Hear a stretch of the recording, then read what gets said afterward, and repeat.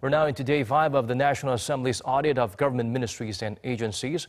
It was another round of disputes between rival parties as they engaged in heated debates over the government's minimum wage hike and nuclear-free energy agenda. Minji has the latest. Under scrutiny at the Labor Committee audit on Tuesday was the government's minimum wage hike. The opposition called for a slowdown and for different rates of increase depending on the industry, saying that the 16% hike for this year and almost 11% for 2019 are weighing on small businesses and the self-employed. Until now, the government and the Commission have been very lukewarm about requests from small businesses to apply different rates depending on the industry. What's your view on such a measure? It's not something the Commission can decide, and it's inappropriate to give my personal opinion. But if the government decides, we will work to achieve it.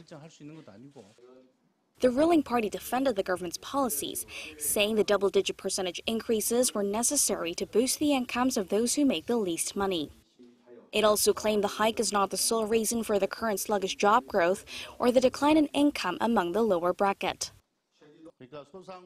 A clear diagnosis is needed to make the right prescription.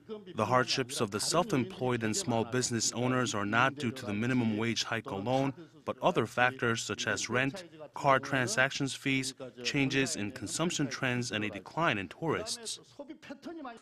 At the Industry Committee, the subject of debate was the government's initiative for nuclear-free energy. The opposition said that going nuclear-free will erode the country's energy competitiveness and has even turned a profit-making company to a deficit, referring to the state-run Korea Electric Power Corporation that was under inspection. The government is moving away from nuclear energy to other sources, which makes it seem that KEPCO will post another loss next year. I believe around $620 million. At this point, we can't predict the exact figure. The ruling party criticized the opposition for blaming everything on the government's policies, saying that's not the case. It said the agenda is for the safety of the people and that it's a global trend. The opposition are blaming the nuclear-free drive for KEPCO's losses and the decline in the operation rate of nuclear plants. Is that the case? What's your view?